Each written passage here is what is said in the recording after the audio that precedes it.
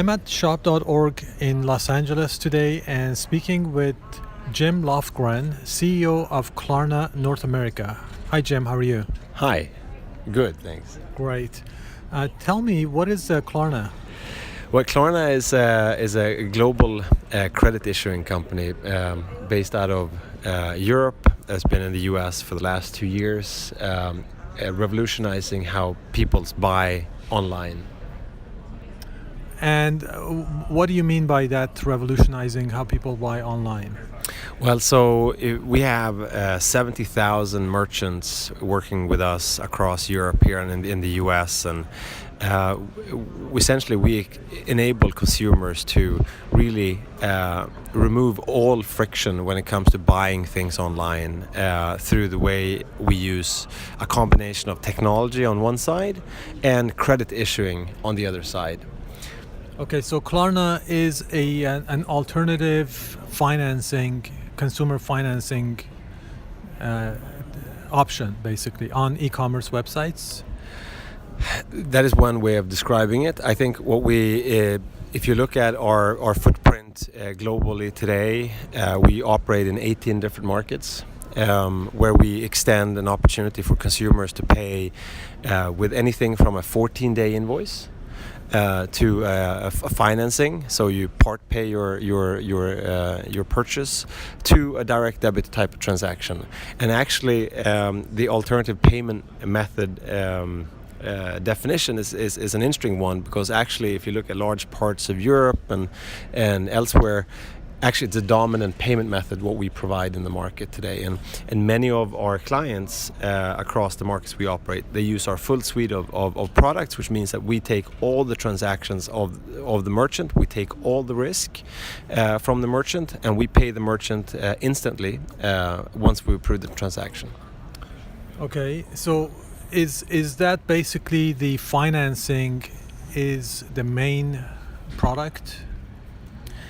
So obviously using technology and credit issuing, so to some extent financing, we have essentially enabled merchants across large parts of Europe to actually enable all their transactions. So a large portion of the 70,000 merchants that work with us, actually we do everything in payments for them.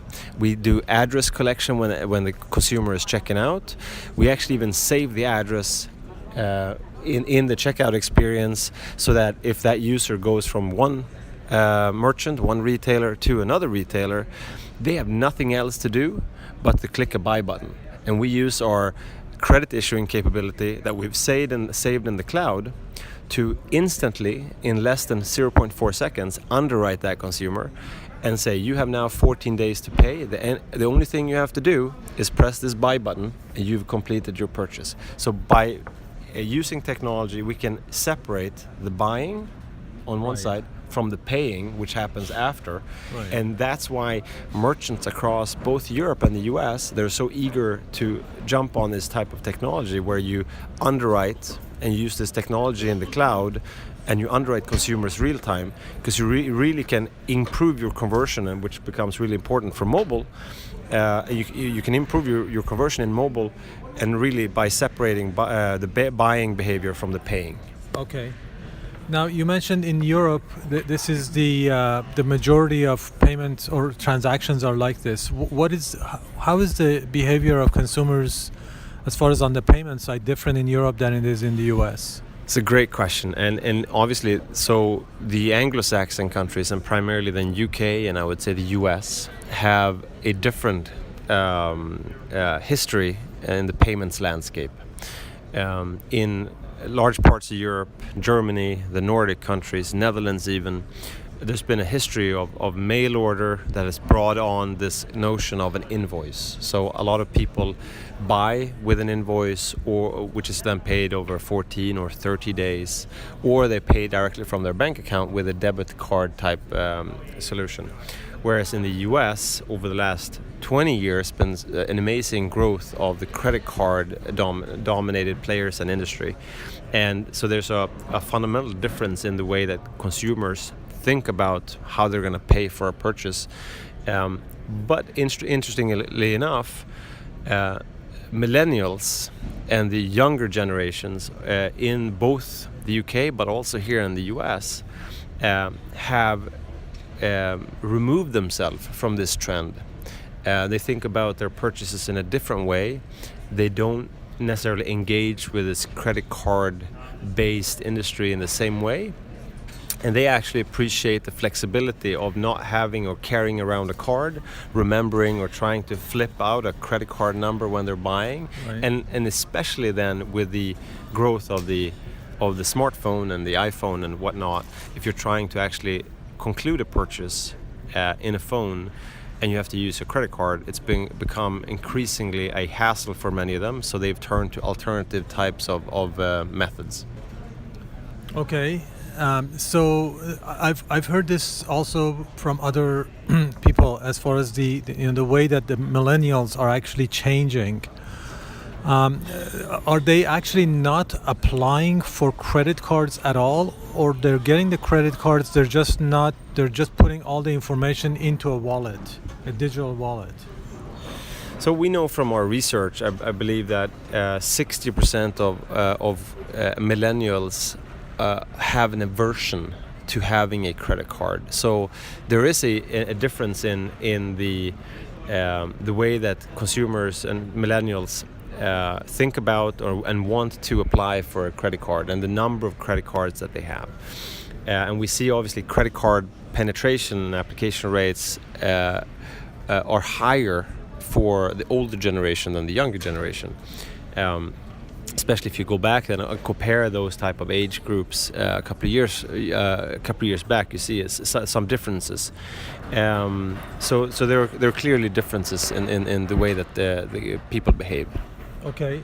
Now, what about the next generation after millennials? Are you getting any data on the Generation Z, I guess, as they are called? Yeah, we see the same trend persist. I think it's even more mobile based.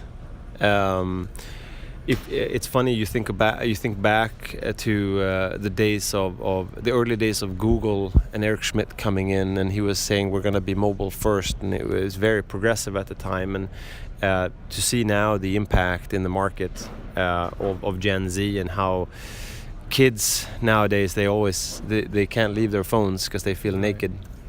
So it's really impacting the way that they buy, and it's really influenced the way that we think about payments, because payment is a very important part of retail, obviously, we think. And what's kind of different in the way that we've gone about solving this quite huge obstacle for Gen Z and the millennials is that we take a credit card, we put it in the cloud that's applicable across merchants, which essentially means that you don't have to carry around a card, and it's a similar thought as a wallet is to some extent, but it's still somehow physical because you need to have your phone, it needs to have batteries. Here what we do is we put our credit issuing capabilities in the cloud, we connect with a large number of merchants, and then what you can do is instantly at point of sale, whenever you want to buy something, as long as there's Klarna offered, there's actually no application process. Once you've been approved with Klarna, you have a line of credit in the cloud, and you just essentially just hit a button saying I want to buy it, and then you're done. So what about, every country has its own regulatory systems, right? So US has its own, like the FCC and all the agencies. Are they basically causing any kind of a change in how Klarna works? Yeah. So again, great question. So why we're so happy with increasing complexity and so much more regulation is because it's becoming so much more difficult for anyone to do what we do. We operate with credit issuing capabilities in the US, the UK, Netherlands, Germany, Austria, Switzerland, and the Nordic countries. So all of a sudden we do credit issuing in 10 countries. And if you are a retailer today and you go, okay, so I'm actually going to go global, which a vast majority of the retailers are thinking, yeah, I want to sell in the US, but I also want to sell elsewhere. I want to sell in the UK first and then maybe expand into Germany, whatever it might be. You want to have someone, a partner that you can integrate once with and who can grow with you to the other markets, and we're already there. You integrate with Klarna, for example, one time, and you are enabled with local compliance in every market, which is entirely unique and incredibly difficult, because even the font size is regulated for the APR on local market, and that's why you see a lot of the US players, including giants that we respect enormously, like PayPal. We see giants having quite significant they're putting significant efforts in and not really expanding very fast into the European markets because it's very challenging. So if a retailer is looking for improving their performance on their website, they come to Klarna. How do you engage with them, and what's the value proposition that you offer them? It's great. So it depends on what market you're in and what you're trying to accomplish. For example, we had one very specific case where a company called TaylorMade came to us with an initial idea of creating a subscription-like type-based program for golf clubs, which is entirely unique and extremely innovative in the market. How do people actually want? Do golf players want to subscribe to a golf club? Is that something that's going to be? There's an uptake for that in the market. Are golf players the same as smartphone owners that every 18 months they need to upgrade? Exactly. So it's an entirely unique thought, and really a display of quite innovative thinking inside of that group. And we partnered up with them, and we thought about, can we do something in this space that really stands out? And we created, or I would say they created together with us, a program called The Turn. As you know, at the 9th hole, you might want to make a turn. Okay. And essentially, it's a unique way for golf players who wants to really have the latest and the greatest in terms of equipment. And you do exactly what the iPhone program, the Apple iPhone upgrade program, has done for the golf industry, for the phone industry. We do it for the golf industry. And they're the first ones out. Essentially, you can hand your driver or your irons, you pay a low monthly fee, you hand them back in, and you get the latest club back. And we launched this program in March, and we've blown any success metric we had away, and we're extremely pleased with sort of the results so far. So how does what piece of Klarna's solution technology actually handles that kind of a subscription model? Is that a different product? So at the core of everything we do, we connect technology with our credit issuing capabilities across the markets where we operate. And for the instance here with TaylorMade, we use a promotional type plan from a financing perspective that the consumer is using to pay every month. And then at any type of upgrade cycle period, you have the option then to hand in your clubs. And TaylorMade, in the integration with us, have made it available to consumers or golf players to essentially buy a new club. And you use the same sort of credit issuing facility, or the line of credit in this case, to actually just continue paying that same monthly fee or a different monthly fee depending on what club you choose. Okay, so what's the size of a customer that you're going after in the US? Is it small businesses, larger businesses, both? We do both. It depends a little bit. Size is not really the main differentiator for us.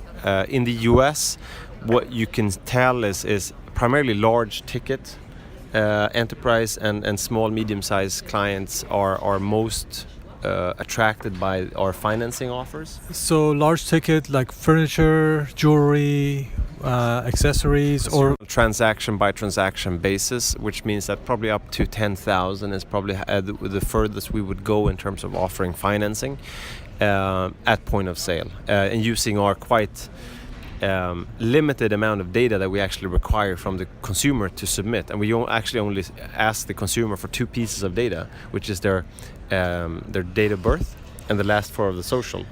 So, and with those 2 data points, we issue credit real time. So in less than 0.4 seconds, we take a decision. So how do you capture information from just the last 4 digits?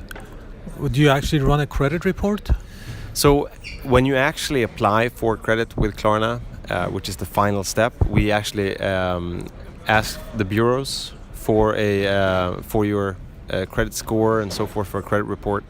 And then coupled with, let's say, more than 180 different variables, we make credit determination. And one of the most important things that we actually use, which is different from any other, let's say, card-based payment method, is we use SKU level data to underwrite, which is really important for us. If it's iPhones or iPads, is different from if it's socks, and we use that data to underwrite as well.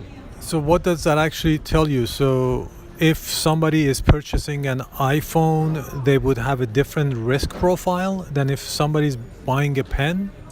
Well, potentially, if you look at the combined score of the 180 plus variables, if you look at with one variable being 5 iPhones in the middle of the night from an IP address that's unknown, Right. you would most likely come to the conclusion that underwriting that type of transaction is different in terms of risk compared to an IP address that's known. It's a pair of socks for $10, Right. and whatever else. So SKU level data can be very valuable in terms of underwriting alongside with other data points. Right.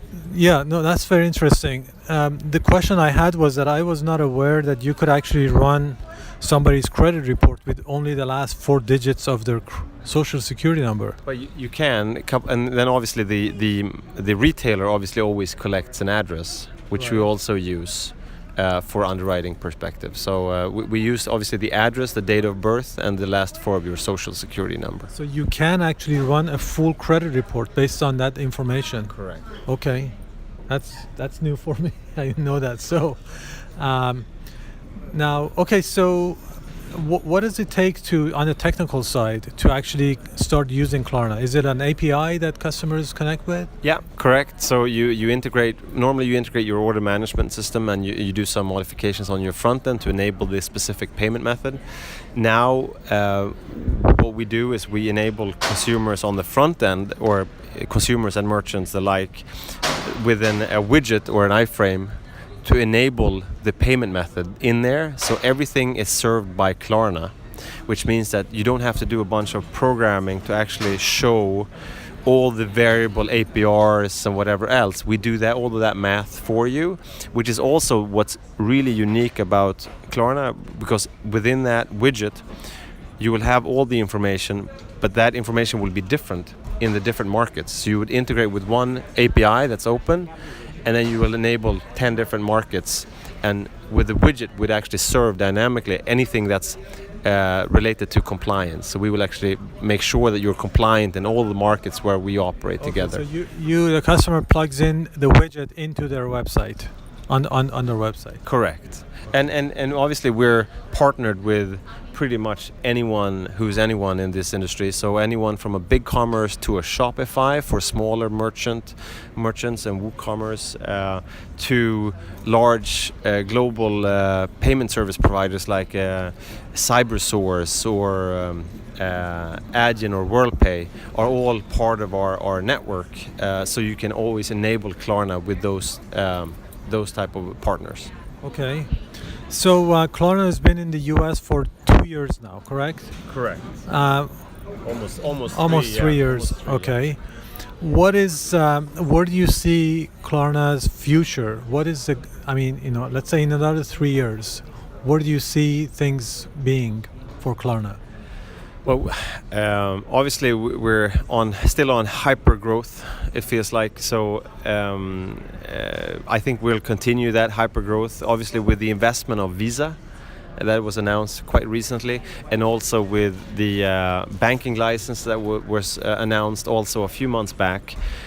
You can imagine all the really interesting things that we're building using the latest and greatest of Visa's technology coupled with our credit issuing capabilities, we can all of a sudden leverage Visa's global network and our banking license to really revolutionize this whole payment industry. So we believe that banks across the markets where we operate are operating in a very unfriendly way to consumers, and we really think that there's a place for us to take them on and completely turn everything on its head. And that's really what we're out to do. Awesome. And with that, I'm going to end the interview. Thank you so much, Jim. It was a pleasure speaking with you, and look forward to hearing more great news from Klarna. Thank you.